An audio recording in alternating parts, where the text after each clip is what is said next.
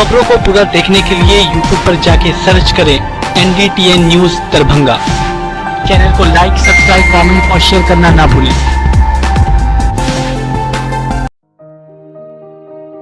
दरभंगा में एक अनोखी पहल, मिथिला ऑनलाइन स्टोर। सिर्फ एक कॉल या व्हाट्सएप से किराना, कॉस्मेटिक, किताब एवं स्टेशनरी प्राप्त करें। Free home delivery, free home delivery.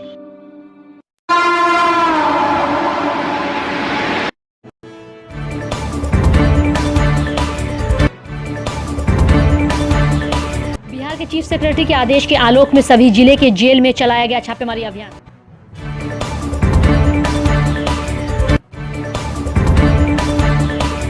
विधानसभा पर प्रदर्शन कर रहे छात्र युवा पर पुलिसिया दमन के खिलाफ आइसा इन 9 से निकाला प्रतिवाद मार्च।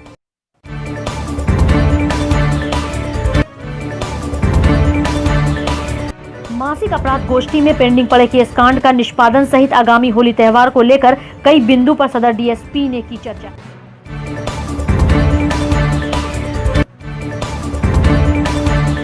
कमला नेहरू पुस्तकालय प्रांगण से शहर को साफ स्वच्छ रखने को लेकर निकाली गई जागरूकता रैली।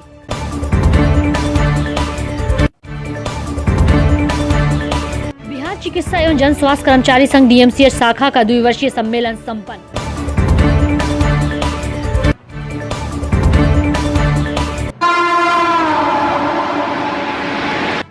बिहार के चीफ सेक्रेटरी के आदेश के आलोक में सभी जिले के जेल में छापेमारी अभियान चलाया गया और इस छापेमारी अभियान के तहत दरभंगा जेल में भी बुधवार को अहले सुबह छापेमारी की गई। सदर एरिया तथा बेनीपुर दोनों जगह ही जेल में छापेमारी की गई। चलाए गए इस छापेमारी में कोई भी ऐसा आपत्तिजनक सामान नहीं पाया गया। छापेमारी के क्रम में जेल के जो भी सिस्टम है वहां के तमाम सिस्टम क्रियान्वयन पाया गया। इसके अलावा जेल के अंदर अवस्थित अस्पताल और अन्य दूसरी सुविधाओं की भी जांच की गई। इन सभी में संतोषजनक पाया गया। कोई भी ऐसा आपत्तिजनक सामान नहीं पाया गया। सब कुछ ठीक ठाक दिखा जेल के अंदर। वहीं छापेमारी के संबंध में प्रभारी जिलाधिकारी तनय सुल्तानिया ने क्या कुछ कहा, आइए आपको सुनाते हैं। चीफ सेक्रेटरी सर के आदेशानुसार आज सभी जिलों में जेल में सुबह 5 बजे ही छापेमारी करनी थी। इसके आलोक में हमारे यहाँ सदर एरिया एवं बेनीपुर दोनों जगह ही जेल में छापेमारी की गई। इसके आलोक में कोई ऐसा आपत्तिजनक सामान नहीं पाया गया और अच्छे से वहाँ पे जो भी सिस्टम है वो क्रियान्वयन पाया गया। इसके अलावा वहाँ के अंदर स्थित अस्पताल एवं अन्य सुविधाओं की भी जांच की गई जो संतोषजनक। किसी तरह का कोई कमी या कोई किसी भी प्रकार का कोई आपत्तिजनक सामान वहाँ से सीज नहीं, दोनों जगह। 19 लाख रोजगार के लिए 1 मार्च को विधानसभा का घेराव कर रहे छात्र संगठन आइसा के हजारों छात्रों पर बर्बर पुलिसिया दमन के खिलाफ ऑल इंडिया स्टूडेंट एसोसिएशन ने राज्यव्यापी प्रतिवाद दिवस के तहत प्रतिवाद मार्च निकालकर मुख्यमंत्री नीतीश कुमार का पुतला फूंक प्रदर्शन किया। छात्रों का जत्था चक जमाल मोड़ से बाजार समिति चौक NH 57 पर आइसा जिला सचिव विशाल मांझी के नेतृत्व में प्रतिवाद मार्च निकाला। वहीं मौके पर आयोजित सभा को संबोधित करते हुए आइसा के राज्य सचिव संदीप कुमार चौधरी ने कहा कि छात्र विधानसभा मार्च के जरिए नीतीश सरकार के प्रतिनिधि से मिलकर 19 लाख रोजगार सहित अन्य सवालों को लेकर मांग पत्र सौंपना चाहते थे, लेकिन नीतीश सरकार उनकी बात सुनने के बदले उन पर लाठीचार्ज, आंसू गैस के गोले और पानी के बौछार कर उनका स्वागत किया, जिसमें दर्जनों छात्र, नौजवान सहित कई लोग घायल हो गए।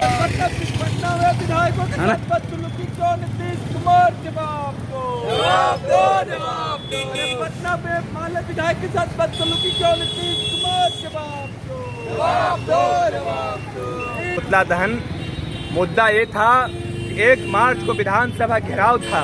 वो घेराव का मुख्य उद्देश्य था शिक्षा, रोजगार और स्वास्थ्य। बिहार के तमाम छात्र रोजगार मांगने नीतीश कुमार के पास पहुंचे थे। नीतीश कुमार रोजगार के बदले में लाठी और माले के जो विधायक हैं, जो आइसा और इनौज से जुड़े हुए हैं, उनके साथ जो बदसलूकी किया गया और फर्जी एफआईआर जो उनके ऊपर डाला गया है, उस एफआईआर वापस ले और बिहार सरकार ये समझ ले 19 लाख रोजगार उनको देना होगा, नहीं तो उनको गद्दी छोड़ना होगा। ये संकल्प आइसा और इनौज ने लिया है और आने वाले टाइम में भी फिर से विधानसभा घेराव करने का ऐलान किया है।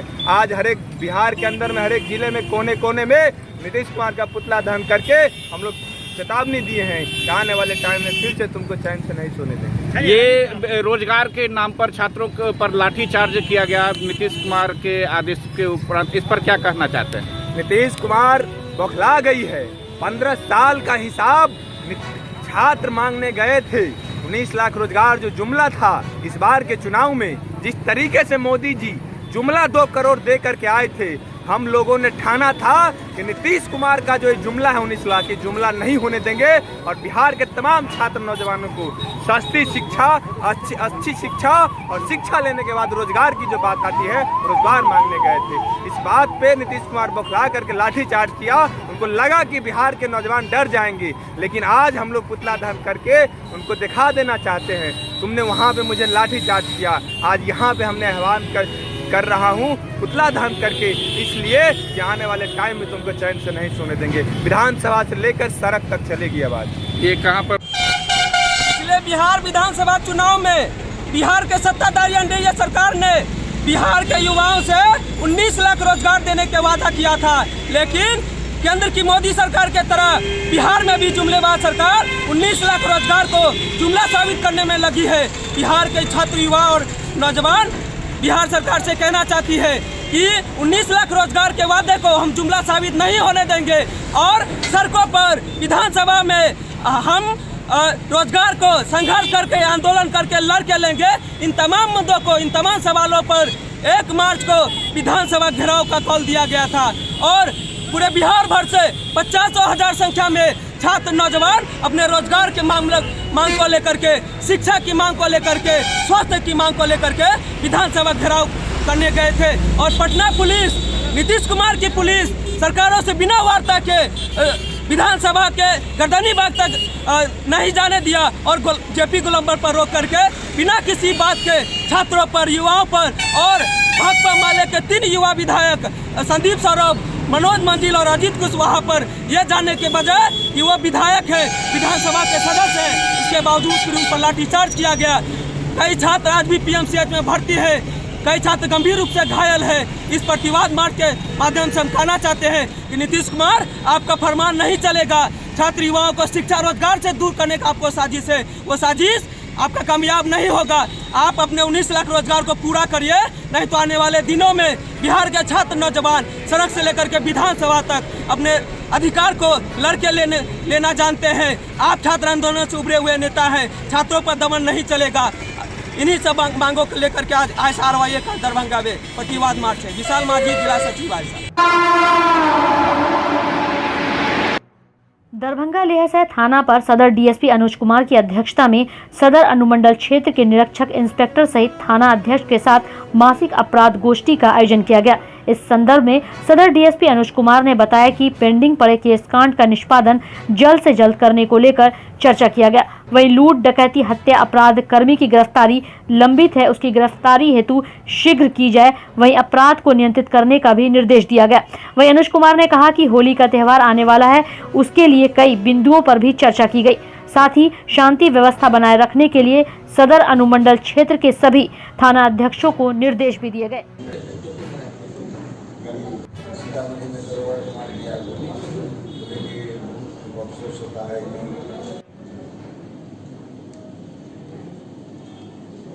प्रत्येक माह की भांति इस माह का जो है कि सदर अनुमंडल का जो है अपराध गोष्ठी आज है, इसमें सभी अनुमंडल के पदाधिकारी, पुलिस अधीक्षक, थाना अध्यक्ष उपस्थित हुए हैं।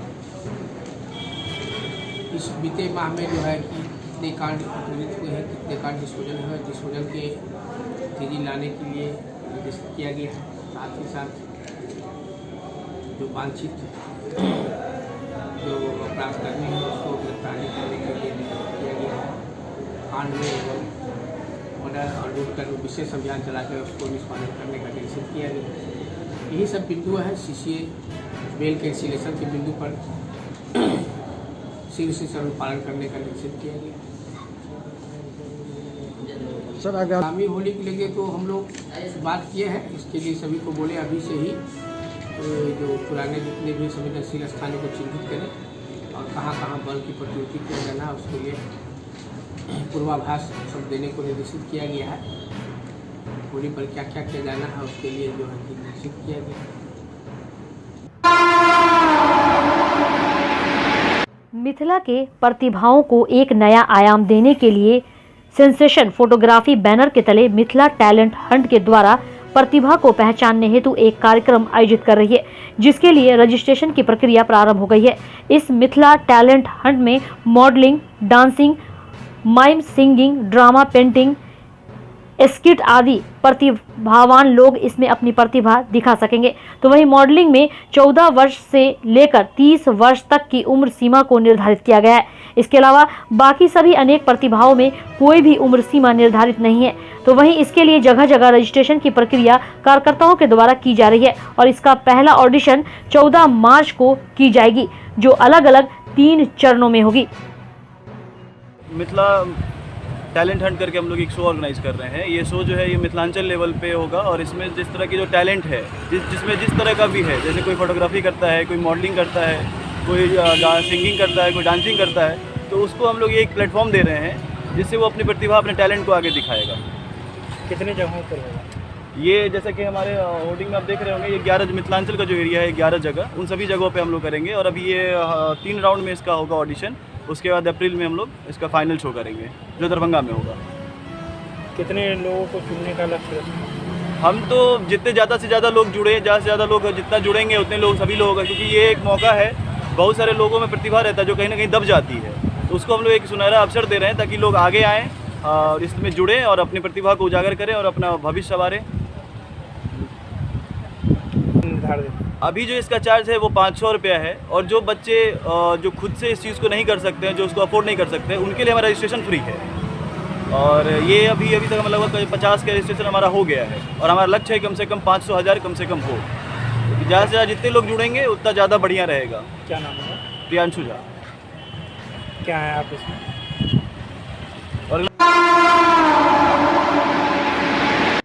3 मार्च का दिन संपूर्ण मिथिलांचल के लिए गौरव का दिन है। वर्षों से दरभंगा व मिथिलांचल की चिर प्रतीक्षित मांग पूरी होने जा रही है। बुधवार को सदन में शिक्षा मंत्री ने घोषणा की कि अब मिथिला क्षेत्र में प्राथमिक कक्षा से मैथिली की पढ़ाई आरंभ होगी। इस घोषणा से दरभंगा व मिथिलांचल में मैथिली प्रेमियों में हर्ष का माहौल व्याप्त हो गया है। गौरतलब है कि विगत 23 फरवरी को नगर विधायक संजय सरावगी समेत अन्य मैथिली प्रेमी विधायकों की ओर से विधानसभा में ध्यान आकर्षण प्रस्ताव के तहत मिथिलाक्षर लिपि के संरक्षण व संवर्धन को लेकर सरकार की मांग की गई थी। उसी दिन सरावगी के प्रश्न का उत्तर देते हुए शिक्षा मंत्री ने तकरीबन 20 मिनट तक अपनी भावनाओं से सदन को अवगत कराया था। तत्कालीन समय में ही विधान परिषद में मुख्यमंत्री की ओर से भी मैथिली व मिथिलाक्षर लिपि के संबंध में सकारात्मक बयान दिया था। उसी दिन से मैथिली प्रेमियों को मैथिली की पढ़ाई को लेकर आस जग गई थी। नगर विधायक की पहल पर बुधवार को शिक्षा मंत्री की ओर से विधानसभा में प्राथमिक कक्षा में मैथिली की पढ़ाई की घोषणा के उपरांत मैथिली प्रेमियों की ओर से शिक्षा मंत्री एवं मुख्यमंत्री के प्रति मुक्त कंठ से आभार व्यक्त किया जा रहा था।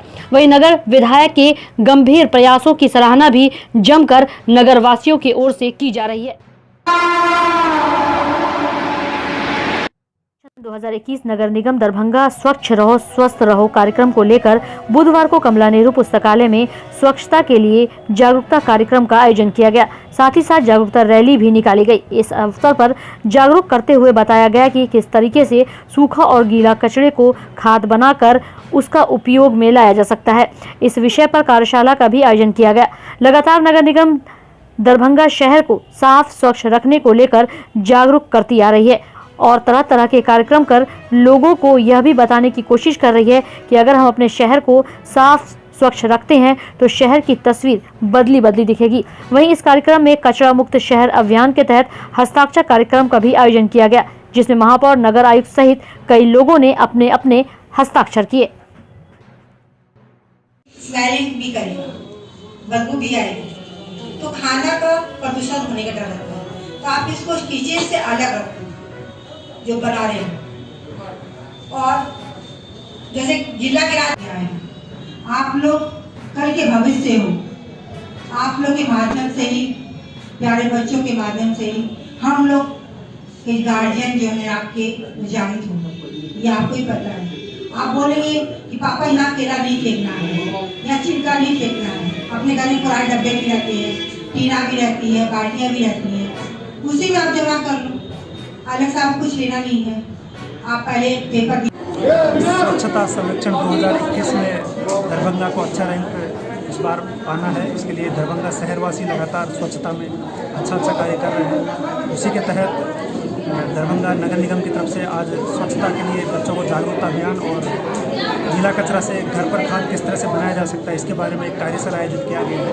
बच्चों को उसके बारे में बताया गया है। साथ ही जो दरभंगा नगर निगम के द्वारा शहर के गीले कचरे से जो खाद का निर्माण किया जाता है उसका भी माननीय महापौर के द्वारा आज गमलों में उपयोग करके सभी के सामने उसका प्रदर्शन किया गया है। हस्ताक्षर अभियान भी इसका चलाया गया है कि हम सभी लोग गीला और सूखा कचरा और अन्य तरह का कचरा का अलग अलग करके दरभंगा नगर निगम का जो भी स्वच्छता मित्र होता है उन सभी को अपना कचरा देंगे। इधर उधर कचरा सड़क पर नहीं फेंकेंगे और साथ ही अपने घर पर खाद बनाने का हम लोग प्रयास करेंगे। और दरभंगा नगर निगम उसके लिए लगातार तकनीकी सहायता सभी शहरवासियों को, इसी का आज कार्यक्रम है।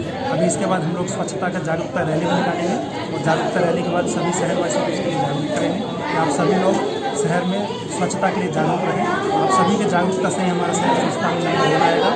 आप सभी शहर को स्वच्छ बनाने में, सड़क पर कूड़ा नहीं फेंकने में हम सभी का सहयोग करें। जब भी आपका नगर निगम का गाड़ी आपको दिखता है उसमें क्यों कूड़ा नहीं। इस माध्यम से लोगों में कितना प्रभाव पड़ेगा? निश्चित रूप से लोगों में काफ़ी अच्छा प्रभाव पड़ा है और लगातार काफ़ी लोग घर पर खाद बनाने के अभियान से जुड़े हैं।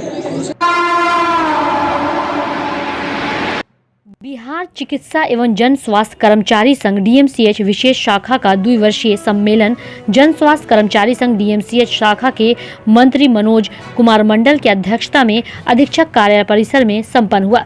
द्विवर्षीय सम्मेलन के खुले सत्र का उद्घाटन करते हुए बिहार राज्य अराजपत्रित कर्मचारी महासंघ के महासचिव शशिकांत राय ने कहा कि कोरोना वायरस जैसे वैश्विक आपदा के दौरान बिहार चिकित्सा एवं जन स्वास्थ्य कर्मी संघ के डीएमसीएच विशेष शाखा के सदस्यों ने पीड़ित मानवता की सेवा में अपना सर्वस्व योगदान देकर मानवीय मूल्यों की रक्षा करने का सराहनीय कार्य किया है। उन्होंने केंद्र एवं राज्य सरकार से मांग किया कि आज का जो सर प्रोग्राम ये हम लोग का 2012 में हम लोग का बिहार चिकित्सा एवं जन स्वास्थ्य कर्मचारी संघ का चुनाव हुई थी। उस समय से लेकर अभी तक चुनाव लंबी पड़ी हुई थी। महासंघ का मतलब ऊपर से हम लोग को दबाव था कि एक जल्द से जल्द वहाँ नया कमेटी बनावे और पूर्व में हम वहाँ यहाँ डीएमसीएच इकाई का हम मंत्री थे।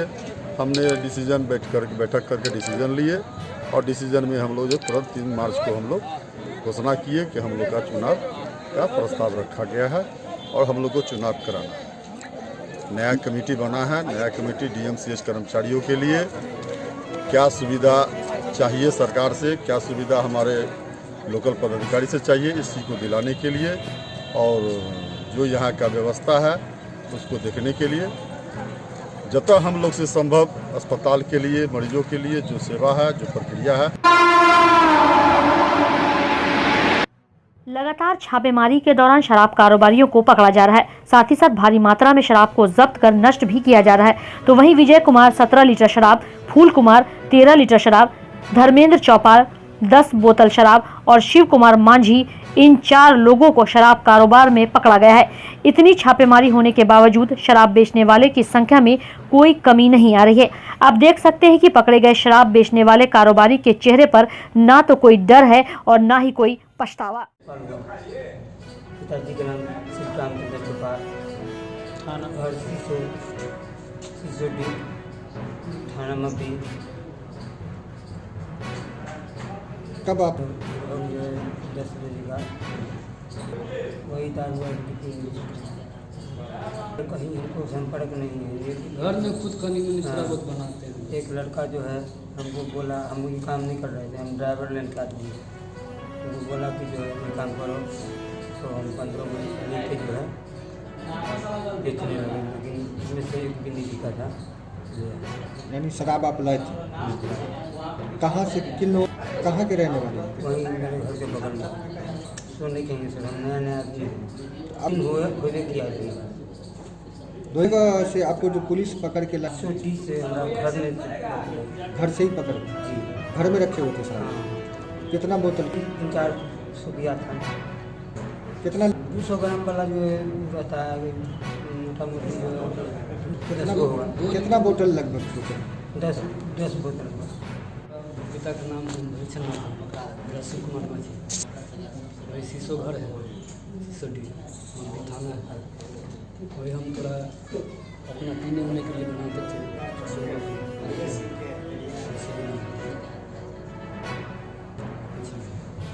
कहाँ हम थोड़ा बहुत रखते थे।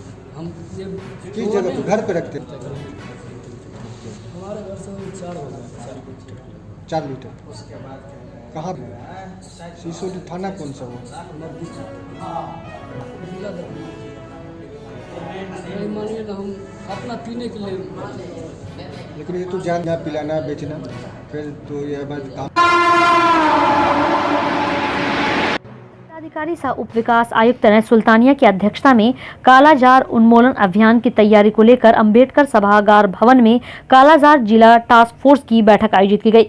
बैठक में जिला मलेरिया पदाधिकारी डॉक्टर जयप्रकाश महतो ने बताया कि विगत वर्ष में जिन स्थलों पर कालाजार के मरीज पाए गए थे, वहां के राजस्व ग्राम के सभी घरों में 5 मार्च से कालाजार उन्मूलन हेतु दवा का छिड़काव कराया जाएगा। दरभंगा जिला के 145 राजस्व ग्राम इसके लिए चिन्हित है।